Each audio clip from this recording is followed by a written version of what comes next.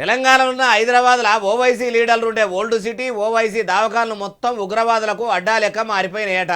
తెలంగాణలో టెర్రరిజం అన్నదే లేకుండా పోయిందని కొందరు అంటుంటే ఇప్పుడు ఓవైసీ లీడర్లు ఓల్డ్ సిటీని ఉగ్రవాదంకు అడ్డాగా మార్చిండ్రని ఇప్పుడు ఈ ముచ్చట ఎవరన్నారే బాలన్న అంటారా?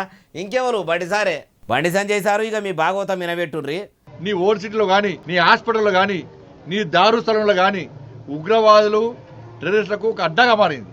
ఇన్నరా దేశం కోసం ధర్మం కోసం పోరాడుతున్నా అని చెప్పుకునే బండి సార్ ఏమంటుండో ఇంకా మస్తుగానే అన్నాడు. మొత్తం ముచ్చటి నుండి ఆర్ఎస్ఎస్ ఆఫీస్లో దేశభక్తులు ఉంటారు, ఈ దేశం కోసం పనిచేసే వ్యక్తులు ఉంటారు. ఇది ఆర్ఎస్ఎస్ కున్న తేడా. ఇంకా కూడా అన్నాడు ఇనుండ్రి. ఆర్ఎస్ఎస్ విమర్శించడానికి ఈ దేశంలో నూక జల్లంటే, ఈ భూమి మీద నూక జల్లంటే వాళ్ళకి రాసి పెట్టుకోండి. అయ్యా బండి సంజయ్ సారు, మరి మీరు పొద్దుగాల లేచిన కాడికి వెళ్ళి పొద్దు గూట్లేపడేదాకా ఇట్లా దేశం కోసం ధర్మం కోసం సనాతన ధర్మం అనుకుంటా ఇట్లా మైకుల ముంగట మాట్లాడితే ఏమొస్తుంది? దేశంలో ఉన్న దరిద్రం మాయమైపోతుందా లేకుంటే పేదల పొట్ట నిడుతుందా? ఏమొస్తుంది సారు? ధర్మంను ధర్మంగా కాపాడేందుకు పోరాటం చెయ్యండ్రి కానీ పండుగలప్పుడు ప్రశాంతంగా ఉండనీయకుండా ఈ పాడుమల్లె పంచాదులు మోపు చేసుడేంది?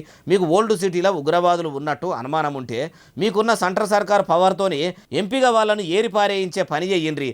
అంతేగాని పాడిందే పాట పాసు వన్ల పాట అన్నట్టు చెప్పిందే చెప్పి ఎందుకు సారు ఇట్లా పొద్దువోవుడు? పుండో దగ్గర ఉంటే మందో దగ్గర పెడితే ఏడ కమ్మి అవుతుంది. ఈ ముచ్చట కేంద్ర మంత్రి అయినా మీకు తెలియంది కాదు, యాద్ చేస్తున్నాం అంతే అంటున్నారు ఏ ముచ్చటిన్నోళ్ళు.